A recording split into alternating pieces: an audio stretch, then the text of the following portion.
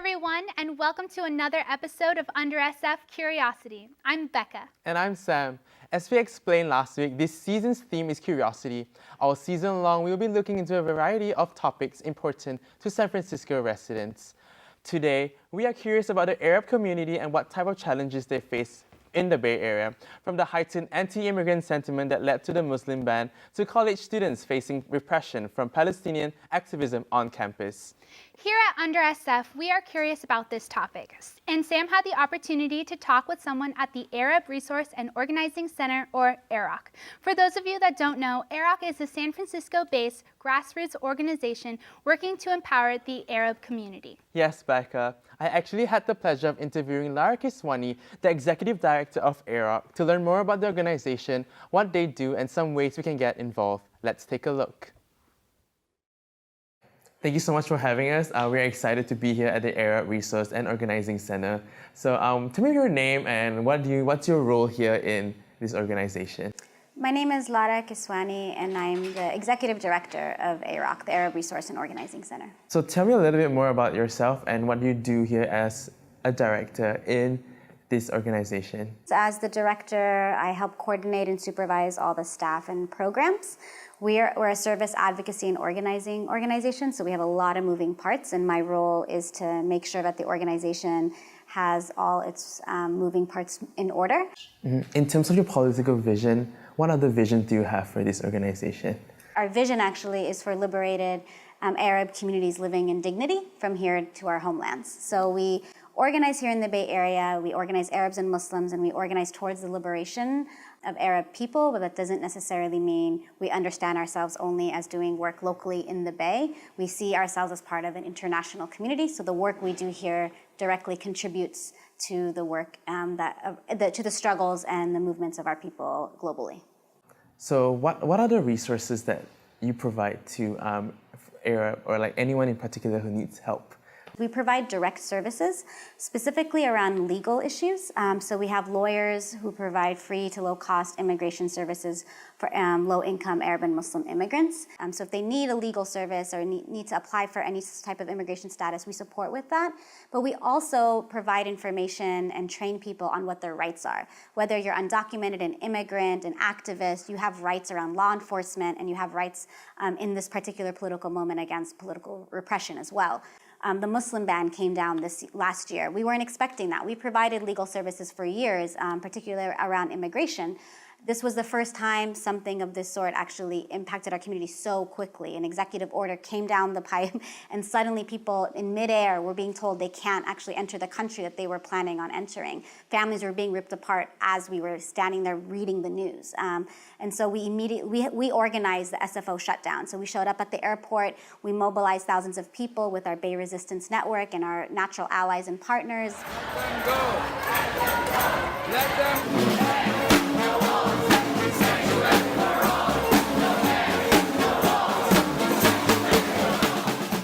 Were able to get our families freed, right, in that moment. So people that were being detained were let go, and once they were detained, we left the airport. But since then, the Muslim ban has now been put back into effect. And so what that means is there's ongoing racist laws that keep getting passed, and there's fights in the courts, but the real fight happens in the streets. And that's what's going to actually put pressure on the courts to shift what they're trying to do, what the Trump administration is trying to do. So there's a youth program in AROC. So how does that empower youth?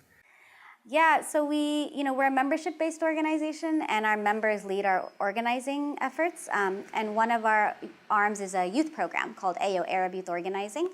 It's youth-led, so they choose campaigns and issues they want to work on and organize around them. They've done mostly things around education equity. They published a report on the needs of Arab and Muslim students throughout the Bay Area, and building off of that, we've had multiple campaigns that we've won, including getting 2 Arabic interpreters in San Francisco Unified School District. We also then fought to get Arabic taught in SF Unified School District, and we got a resolution passed, and that's being implemented starting next year. As a result of a lot of our wins, and which are oftentimes led by young people and their parents and such, we also face a lot of repression. So a lot of the work we have done and the victories we've made have we've been met with attacks on AROC and attempts to actually stop us from continuing to do our work. As an organization committed to social justice, you will inevitably face attacks by those in power who want to maintain the status quo. When Arab-speaking immigrants come over here, they might feel nostalgic. And is there a way to make them feel at home? Are there any events happening around? We do a lot of community events, and we are connected to a broader Arab community. The Bay Area has a really strong Arab community that is pretty connected. And so when people come here and they're looking for another family to connect to, or a type of event, or how to do depke classes, or whatever it may be, we have that information on hand and we connect them to those resources. Whether or not it's us directly providing it or us connecting them to resources that exist outside of AROC, that's definitely a role we play. And I think the Bay Area and immigrants coming to the Bay Area are pretty lucky in that we do have a very strong, active, engaged Arab community that they can easily be plugged into, and we're always happy to help make that happen. Oh, wow, okay, this is really nice. Okay, I'm learning a lot, which is awesome. So can you tell me more about the partnerships? Yeah, we have a lot of allies and partners in the Bay Area and around the country. And there's no other Arab institutions like AROC, but there are student groups and collectives and organizations that we are connected to, like Students for Justice in Palestine, General Union of Palestine Students. There's also the Middle East Children's Alliance, which mostly does relief work in the Arab world and that we also support. And then there's other service providers that do immigrant-related work, not specifically for Arabs, but also for Arabs. So we are connected to that world as well. And we have organizers in other spaces that we also work with to provide services and do education for immigrant communities in the Bay Area. What's next for AROC in the future? Continuing to do the good work that we do and continuing to do it better. I think in this moment, people are often wondering, what do we do and how do we do it and how should we change things? And our answer is always, let's do the organizing we've been doing, because everything we've been fighting for is even more important in this moment. Everything we've been fighting against is even more important in this moment. So we're continuing to grow our membership and continuing to deepen our work and really working on ending Urban Shield once and for all, and building out our youth program and making sure that Arab families in the Bay Area feel empowered, feel connected, and also are having their needs met. Lara, thank you so much for having us right here. I've definitely learned a lot, and I'm sure the audience too. So yeah, we wish you all the best, and thank you. Thank you so much for being here. Becca had so much fun during that interview. So Sam, after that experience, what were some things that you learned? Well, I learned about the youth programs and that there's a platform for students to engage with their community. But I was hoping to learn more about the experiences of Arab students here on our campus. Well, luckily for us, Sam, our guest for today's show is the administrative coordinator at AROC and a leader of the General Union of Palestinian Students. The General Union of Palestinian Students is also known as GUPS. They educate Bay Area communities about the immense beauty and diversity of Palestinian Arab culture. They work to build social awareness of the historical Palestinian struggle for liberation and self-determination. We are very excited to speak with our guest, and we'll be right back after this break. They call me Maxie, but I prefer tripod. I was your above-average four-legged homie, and then wham, bam, minivan. Some people pity me. Now that's lame. I still run, fetch, and swim. And the ladies love me. I'm the ultimate wingman. Just don't ask me to high five.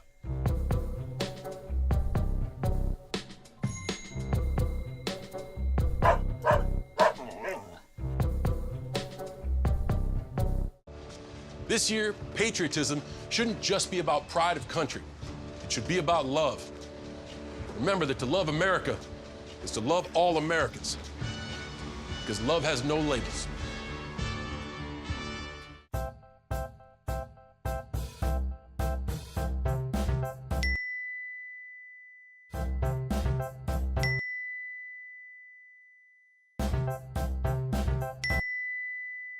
Planning the right amount of food is hard.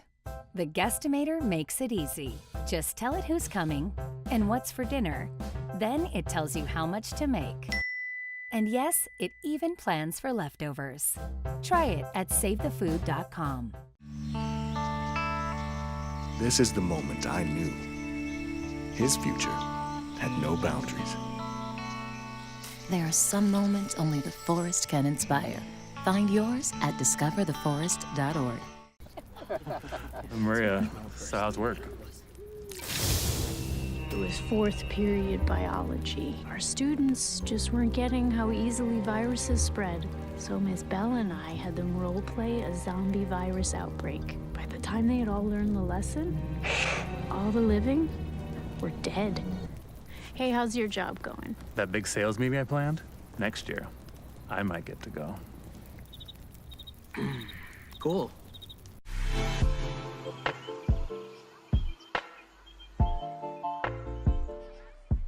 Welcome back, everyone. I'm here in the studio with Linda Arakat. As we said, she's the administrative coordinator at the Arab Resource and Organizing Center and a leader of the General Union of Palestinian Students here on campus. Welcome. Thank you so much for being here with us today. Thank you for having me. We really appreciate you coming down, and we are very excited to have you here. So to start off, how long have you been with AROC, and how did you get involved? Well, I began my work with AROC back in 2011 as a youth leader. It was during the time of the Arab Spring, and I realized that I didn't really know much about my people's history, and I wanted to kind of get involved after following the Arab Spring and what was going on. So I joined the youth organization, and I was about 14 years old, and there we learned about our history, we learned about connecting what's going on here back into our homeland, such as police brutality, the occupation of Palestine, and we really learned how to become leaders in our community. We facilitated several workshops at campuses such as UC Berkeley, UC Santa Cruz, City College, and even San Francisco State. And we basically had a space for youth to not only be leaders and active in our community, but also understand ourselves. We received like college development. We received a lot of things that I'm very thankful for. And that's a great way to like understand your culture, and like what a wonderful way to like immerse yourself in your own history. That's so great. So how important is it to have an organization like AROC in the Bay Area? Well, it's definitely very important. Due to the increasing conflict in our homelands, we see more Arab immigration here in the States. Whether it be Iraq or Syria or Palestine, people are coming here more. And something that we hear a lot from our clients is that they don't really feel at home here, right? And being in the diaspora away from your homeland is very tough as it is, but not being able to navigate through services is actually very hard. So the thing about AROC is that we're a very dynamic organization. We provide things from legal services to social services to youth programming, and even uplifting our community members to organize for our communities and connect it to what's going on back home. So it's very important that we have a space for our people to feel at home, to build community, and to build a family base here in San Francisco Bay Area because of the lack of representation and the lack of accessibility. So at AROC, we strive to not only build each other up, but to build an entire community that is working towards defending each other and empowering one another. Yeah, that's really incredible to have that community and to have those programs to have the outreach for the people that need them. That's incredible. So in our package earlier, we learned a little bit about the Arab Youth Organization. So how was your experience with that? Well, my experience personally was very incredible. As a youth, I was I didn't really know what I wanted, and didn't even know what I wanted to get into, but as soon as I started learning about histories and political theory and the ways in which power dynamic works and the ways in which power structures work, I became very, very passionate. As a youth, I think the most important thing is that they gave the youth leaders power and autonomy, right? And that meant that we kind of made decisions to do what we wanted. We were the ones that were organizing the protests. We were the ones organizing community dinners and going out to our community and talking to them. And I think that when you give youth power, it changes a lot of things, right? You give youth power to do, as an organization, we don't really lead our youth, right? The youth lead us. They kind of tell us what they want, and we provide them with resources to give them that. So I remember during my time, we were very upset about what was going on in Palestine. This was back in 2014 when Gaza was being bombed by the State of Israel.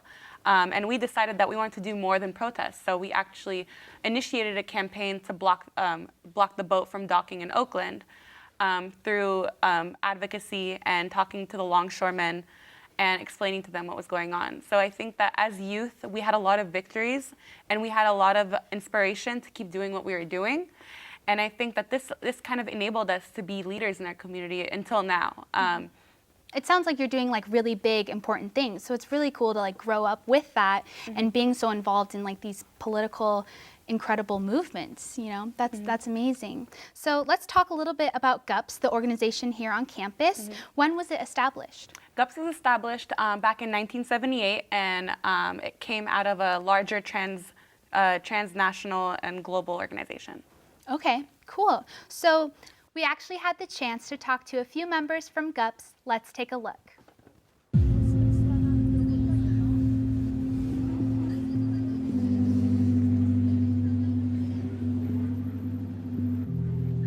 Hey, it's Sam. And Becca, and we're here with GUPS, which is General Union for Palestinian Students, and we'll be talking to them about their struggle as Arab students on this campus. I have a few questions for you. If you were to describe your experience here as an Arab student in San Francisco State, what would it be?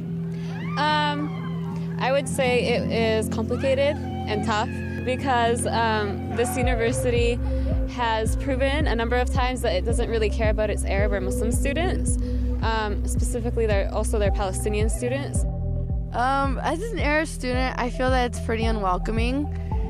With the administration here supporting Zionists, saying that they're welcome on campus, and being Palestinian myself, I feel like it's unsafe. I just don't support the idea of Zionists being welcome because they're going into Palestine, terrorizing our country, demolishing homes, basically kicking out of our people of our own country. So to know that our president of San Francisco State University supports those kind of people kind of makes me feel unsafe. I think the blatant Islamophobia and anti-Arab racism that is really promoted on this campus by the administration. They constantly allow outside organizations and internal organizations to continue to marginalize Arab and Muslim students, to really make them feel cornered and to really make them feel like they're not welcome. GUPS, I'm part of the General Union of Palestinian Students, and we've been under attack so many times for simple things that other students, like activities other students take part in. I mean, just recently, I was criticizing Zionism in my seminar course in a very professional manner, and I was reported by a classmate because she didn't like what I had to say about Zionism. Even like academically criticizing something an Arab student like me finds problematic gets us in trouble for taking part in these discussions, you know? Yeah. Something as simple as a classroom setting. Wow. So how do you think the SF State community could support Arab students on campus? First and foremost, I think we need the actual resources and support for relevant education. The Arab, Muslim, and Ethnicities and Diasporas program at SF State is House in Ethnic Studies, and it only has one faculty member. And Wong and the administration have failed to be held accountable for the lack of resources, the lack of funding. And this has affected the way that we are able to academically succeed.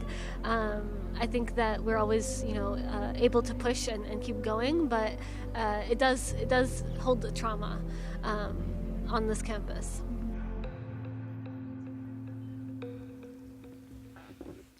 That was so interesting for us to do. So Linda, what kind of struggles do you think Arab students are facing here on campus?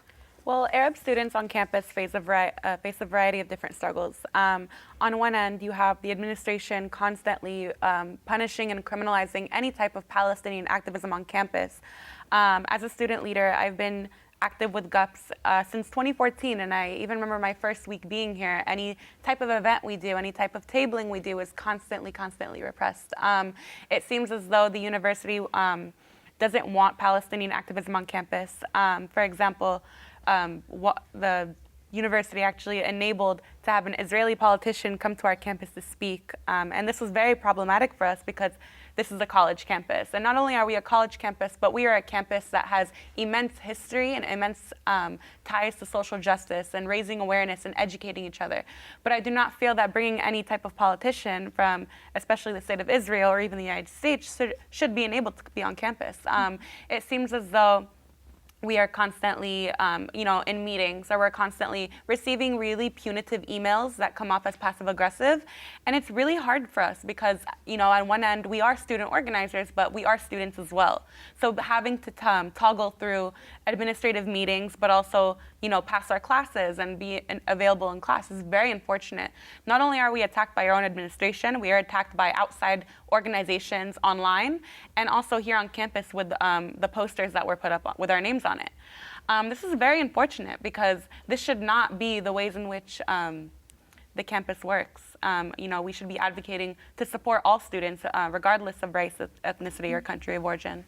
Yeah, all students need the justice that they deserve, and correct. You really need that support. So lastly, how can the people outside of the Arab community support AROC and fellow Arab students at San Francisco State? People could support AROC and GUPS and students by being in solidarity with us, by attending our events, by advocating for what's going on, right? A lot of people don't really know what's happening, and I think people raising awareness, whether it's speaking up in class or attending our events or wanting to write a solidarity statement, we welcome all type of that, because our struggle is not only to Palestinian people, it is not only for Arab people, but this is a transnational global struggle, right? We are in solidarity just as much with Palestine as we are with Black and brown kids, with all the struggles that we're facing here in the States.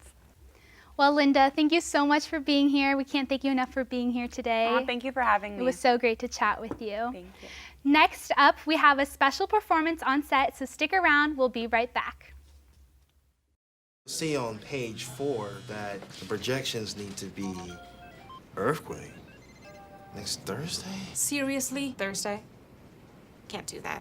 This is really inconvenient. I have yoga that day. I have no time for this. So. I can't do Thursday, but I can do Friday. Disasters don't plan ahead. You can. Talk to your loved ones about how you're going to be ready in an emergency. Don't wait. Communicate. Staring contest! You still got it. I know. Come alive with the forest. Visit discovertheforest.org to find a forest near you. Okay, so we drowned the fire, stirred it, drowned it again, and now just feel if it's cold. Yeah. Cool.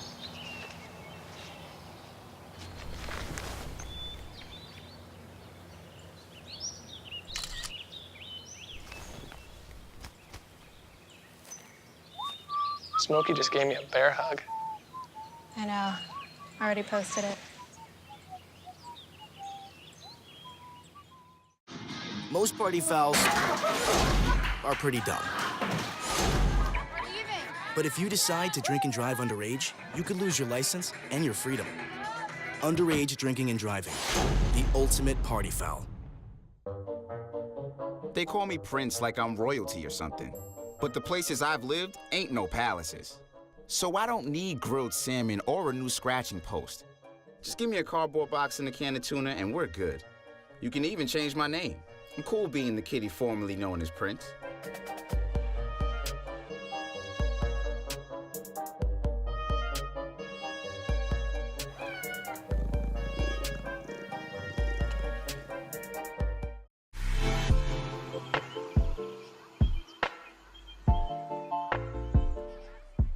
Welcome back, everyone. We are very excited for our performance this week. Our next guest is a Palestinian oud player. Born and raised in Los Angeles, she graduated from UCSB with a degree in ethnomusicology. She hopes to continue sharing Arab music to inspire younger generations. She has performed both solo and with multiple ensembles around the world. And today, she is joining us right here in studio. Clarissa, thank you so much for joining us today. Thank you for having me. Nice.